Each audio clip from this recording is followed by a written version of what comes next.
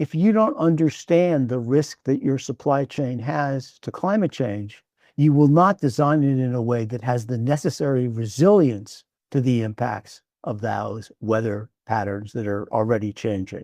There's probably about 100 different reasons that support the business case for being sustainable. And if we want companies to move in that direction, we have to help them understand the financial benefits of doing so.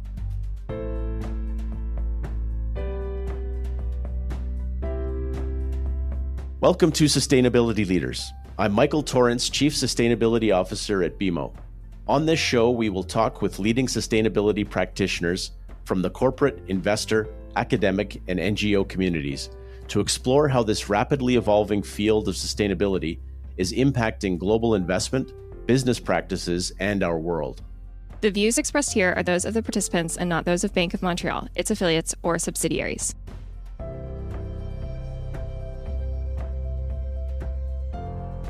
Welcome back to Sustainability Leaders. I'm Alma Cortés Selva, Senior Advisor at the BMO Climate Institute. Today, businesses are facing growing volatility, from extreme weather to rising cost. Our recent BMO Business Leaders Survey shows that 73% of leaders in the US and Canada are already taking or planning to take climate action. My guest today has been ahead of this for decades. Jeffrey Hollender, co-founder and former CEO of Seventh Generation, shares a lesson from his new book, Built for a Better World. Jeffrey, welcome to the show. Thanks for having me. We're going to jump into our first questions. Seventh Generation is often cited as one of the original purpose-driven companies. Looking back, what were you solving for, not just socially, but from a business standpoint? And how did those early decisions position the company to handle risk, disruptions, and our resource constraints over time? When we started, for the most part, we really didn't know what we were doing. We had a very, very simple idea, which was, is it possible to use business to address social and environmental problems? And the truth was, we didn't know if it was, but that was the question we were initially trying to answer. And we were part of a group of companies that included Ben & Jerry's and The Body Shop and Stonyfield Yogurt, all of whom were part of the Social Venture Network. And we met a couple times a year to sort of explore what each of us were doing, what we could learn from each other. And that was really the foundation of what we built upon. Each year that went by, we discovered new challenges and new opportunities. Many of them were focused on the environment, but equally important, they were focused on social issues as well. And from our perspective, sustainability isn't just about the environment, it's about the challenges that we have as a society, not just environmentally. So that was also a big departure in the development of the business, where we were thinking about how to deal with wealth inequality. Now, that's generally speaking not a problem that most businesses take on, but we did, and we learned that the best way we thought to deal with it as a business was employee ownership, was to make sure that the value that our employees created was shared with them, not just with a small group of investors who put up all the capital. But it was really an evolutionary process. We learned as we went. We made a ton of mistakes. We did all kinds of crazy things. But, after 20, 30 years, we had definitely learned some things about how to do this effectively. I did not expect that at the beginning you were testing different hypotheses and then testing different things, which leads to my next question. You've written both about the successes and then also the challenges in building purpose-driven business. Can you share moments or anecdotes of where staying true to your purpose strengthened the business or maybe created real tensions? And what did those moments teach you about navigating short-term cost pressures versus long-term resilience? Well, I'll give you an example of something that failed and an example of something that succeeded. Early on, I think in 1993, when George Bush, the first Bush, was running for president, and he was running against Clinton and Gore. And of course, Al Gore was a committed environmentalist who we thought would be terrific as a leader for the country. And so we decided to do something that no mail order catalog, which we were at the time, had ever done, which was endorse Clinton and Gore for president on the front of the catalog. Instead of selling bathroom tissue instead of selling organic sheets. We used the catalog cover and the 2 or 3 pages inside the catalog to explain why we thought that supporting them for president was one of the most important things that you as an individual could do. That cost us about $250,000 at a minimum for 2 reasons. One, we had a fair number of Republican customers who weren't happy about us telling them who to vote for. And lots of other people who said, look, I buy bathroom tissue from you guys. I don't get voting advice from you. You're great at creating laundry detergent and all kinds of other household products. But where do you get off thinking that you're a good advisor for who to vote for in an election? So that was a painful mistake. Now, I'm not sure that I would not do it again, but I certainly wouldn't do it the way we did it because we did it wrong in many respects. Another thing we did that worked out extremely well was as a consumer product brand, many companies have all kinds of sweepstakes where customers win a trip to NASCAR, a trip to some island, a boat cruise. And we thought, no, that's not the kind of sweepstakes we want to run as a company. It's not appropriate for who we are. It's not aligned with our mission and our values. So we did a very unusual sweepstakes. What you won was a trip to Washington, D.C. for a week to be trained by Greenpeace to become an environmental activist. That is not the kind of sweepstakes anyone had ever heard of, dreamed of, or thought about before we did it. And it worked out incredibly well because it was evocative of who we were as a brand.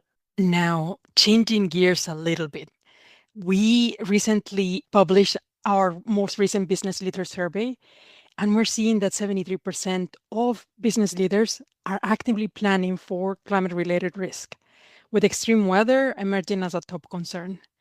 When you hear that, what stands out to you? And does this feel like a real shift in how leaders are thinking about risk? And what do you think is driving it? Well, first of all, I'm really worried about the 27% that aren't doing it because they're putting their business and their future at risk by not paying attention to probably one of the most important trends we will face as a global issue. So sorry for them. I wouldn't invest in their companies. But it's not surprising, and it's actually gratifying that 73% are taking this seriously. We have no shortage of scientific evidence and proof that this is a critical risk to the business. And it is critical for the health and financial future of a company to prepare themselves for what will certainly come our way. So don't build a factory in a location that could end up underwater. Now, that's already happening all over the world. Places and islands that were safe 50 years ago are now getting flooded. By not taking climate change seriously, you could put millions and millions of dollars at risk by building a plant in the wrong location. If you don't take this seriously, insurance companies, I think, will begin to penalize you. The insurance industry has taken climate change more seriously than almost any industry I'm aware of, because they know the cost of climate change will be huge for the people they insure. And they will not be happy with companies that aren't being proactive in mitigating those risks. My guess is those 27% of companies will start paying much higher premiums for their insurance than the other companies that are actively trying to mitigate the negative impacts of climate change. There's a whole bunch of reasons beyond that. I mean, companies that take care of their employees and care about attracting the best talent will not be able to attract the best talent if they communicate that they don't believe in climate change. The values that are exhibited by the companies that are committed to doing something about this threat are the ones that will attract the smartest, brightest, most innovative and effective workers. And today we have a huge problem with many, many people in the workforce being uninspired and unmotivated by their company and their leadership. We cannot afford to lose that passion and interest of our consumers and employees by not addressing issues that are serious and of great concern to them. I'm going to get back to employee ownership on later questions because that's a fascinating topic. Still talking about business leaders today, I'm sure it happened also when you were CEO of Seventh Generation. They are under a lot of pressure to show results, and then cost remained one of the biggest barriers to action. Where have you seen purpose actually reduce risk or improve performance in tangible ways? Yeah. And Well, how do you make purpose an economic decision and not just based on values? the truth is, there has to be a business case for being sustainable. And we talked about two of them already. One is reducing insurance costs, the second is attracting the best talent. But there are many, many, many studies. Credit Suisse did a study several years ago, and they analyzed companies that had one woman on the board of directors versus not having any women on the board. The companies with at least one woman financially outperformed the companies that didn't have a woman dramatically. Now, it makes common sense. Most companies are selling to women. It's sort of crazy to have a board of men trying to sell to women, but not having any women on the board to help advise them of the kinds of concerns and issues that women have. That's around being diverse, and diversity produces better returns financially. So, in order to encourage companies to be sustainable, you have to keep finding and demonstrating the business case for doing this. And it only gets better and better over time. Some of the other examples, when you look at companies that are more sustainable, they have much more solid and dependable supply chains. Climate change will wreak havoc on supply chains, particularly ones that are spread out globally. If you don't understand the risk that your supply chain has to climate change, you will not design it in a way that has the necessary resilience to the impacts of those weather patterns that are already changing. There's probably about 100 different reasons that support the business case for being sustainable. And if we want companies to move in that direction, we have to help them understand the financial benefits of doing so. I really agree with you that it's all about making the business case. You also mentioned supply chain fragility and resource constraints. How should leaders think about building a more resilient operating model with transparency for stakeholders? Well, the first thing they should do is become a B corporation, because that is a certification globally with 10,000 businesses certified that certifies their commitment to addressing social and environmental issues. Those companies are already on the pathway to doing it right. And it's worth checking out the certification process and looking at all the questions they ask that you, as a company who wants to be certified as a responsible business, would need to answer. So that's a starting point.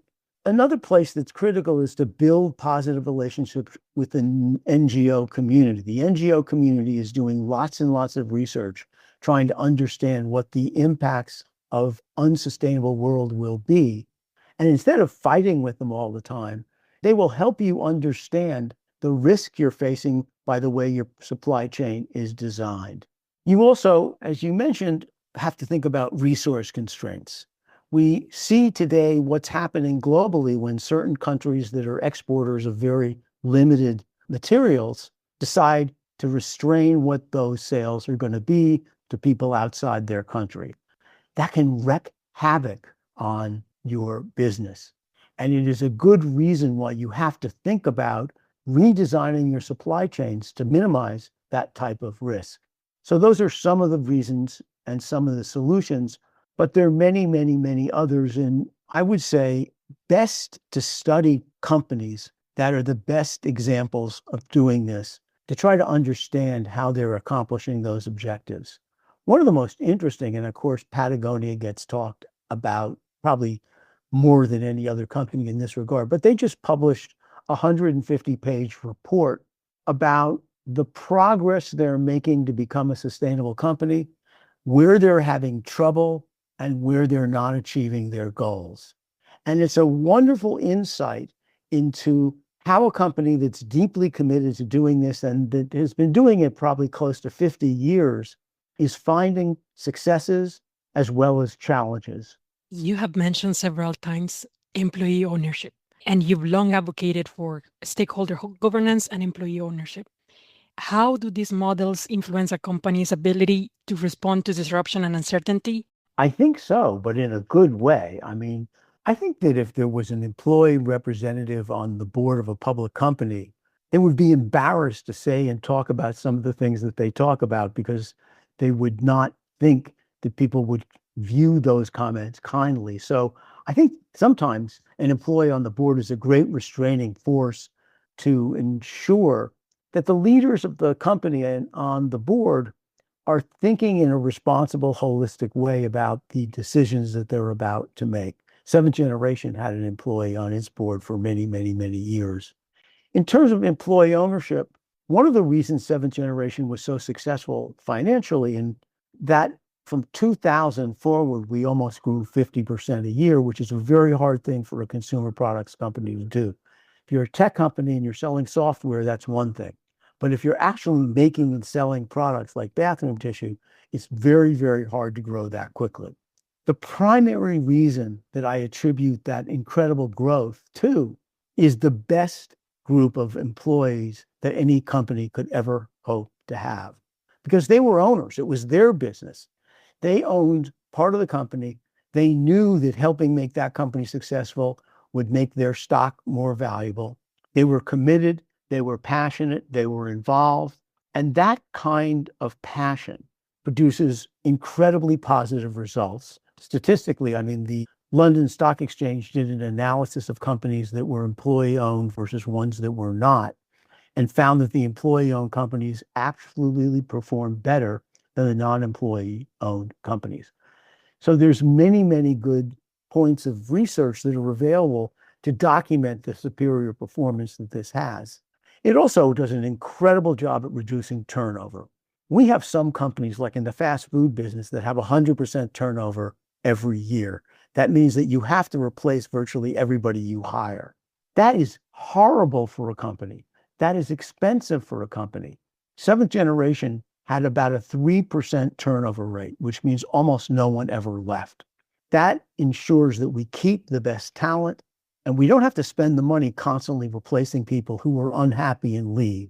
So that's, again, part of this business case for being responsible and sustainable, is reducing the turnover rate that your company has and improving its innovation and financial results because you have owners working alongside management. Sounds really inspiring. Looking forward, you've suggested that the next generation of purpose-driven companies needs a different playbook. What does that playbook look like? And then what should leaders start doing differently right now? Well, we've seen in the world of agriculture the birth of something called regenerative agriculture.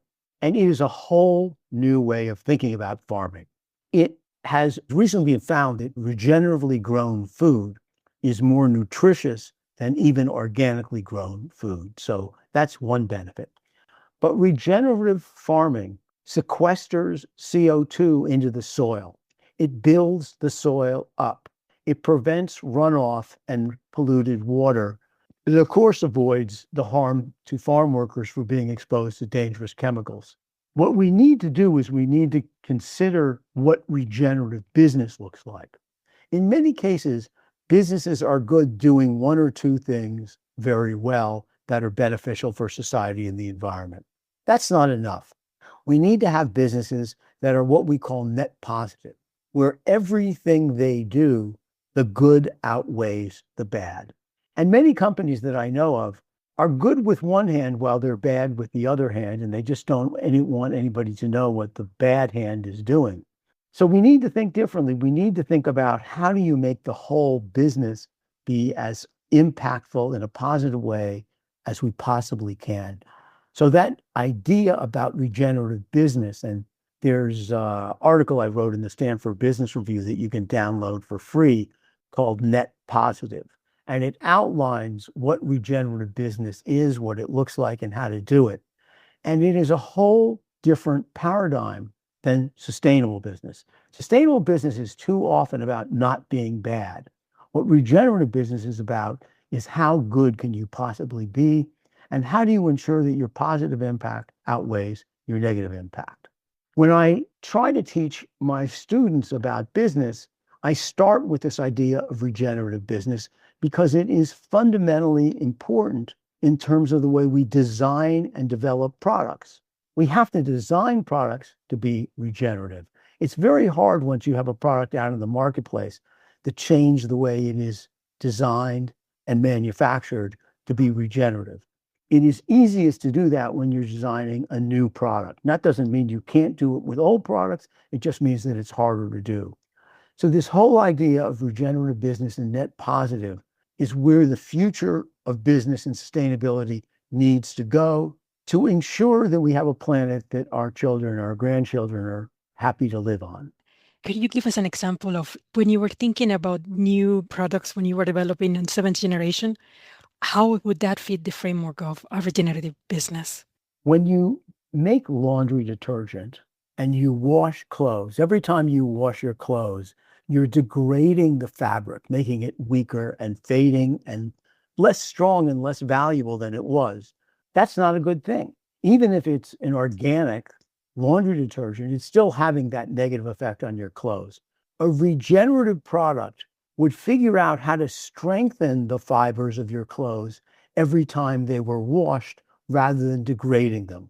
So your clothes would last longer than they otherwise would last because you're not hurting them every time you clean them. That's an example of very different thinking. Normally, when you're designing laundry detergent, you wouldn't even think about a question like that. But what a positive claim you could make by helping people realize that they can save money shopping for clothing because their clothing lasts longer than it otherwise would. Is that where you're also making the business case? Because you're saying, hey, it might cost you more to make a laundry detergent that doesn't only clean, but also make sure that it strengthens the fabric. But that's also something that you're selling to the customer because you're saying, hey, this doesn't just clean, this actually is making sure that your fabric lasts as long as possible. And that's how you're making the business case so that you have both.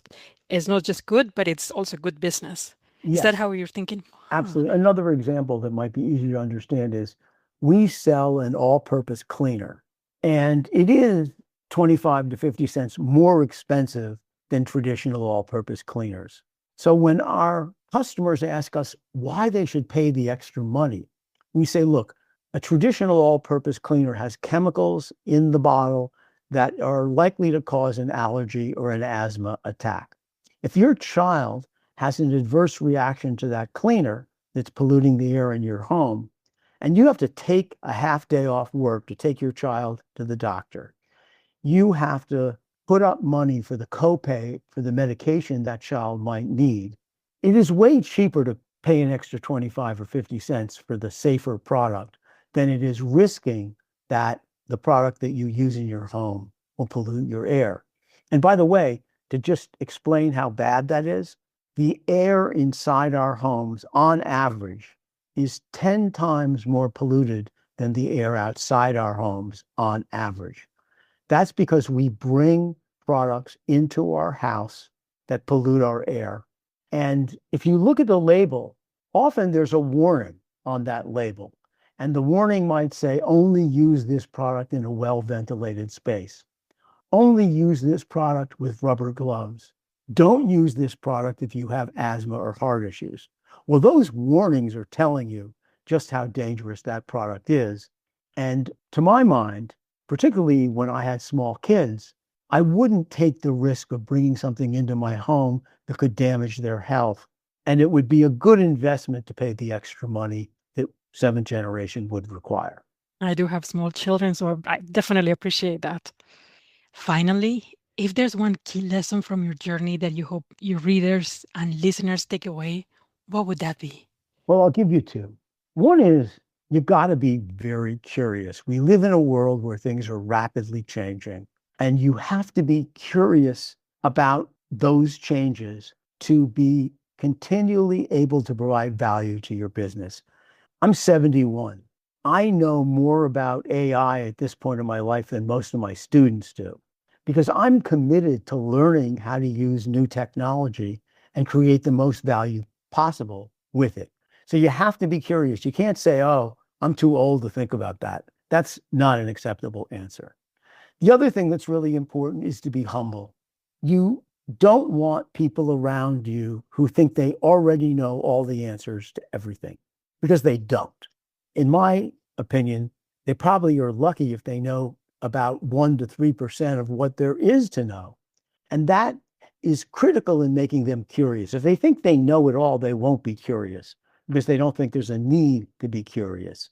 But if they really realize how much they don't know, they become curious, they become lifelong learners, and they make sure that they retain value for the business they're working for.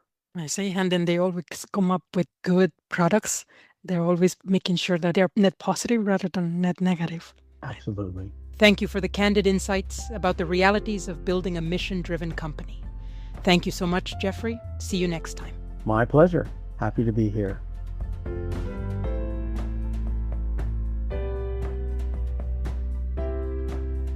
Thanks for listening to Sustainability Leaders. This podcast is presented by BMO. You can find our show on Apple Podcasts, Spotify, or your favorite podcast player. Press the follow button if you want to get notified when new episodes are published. We value your input, so please leave a rating, review, and any feedback that you might have, or visit us at bmo.com/sustainability leaders. Our show and resources are produced with support from BMO's marketing team and Puddle Creative. Until next time, thanks for listening and have a great week. For BMO disclosures, please visit bmocm.com/podcast/disclaimer.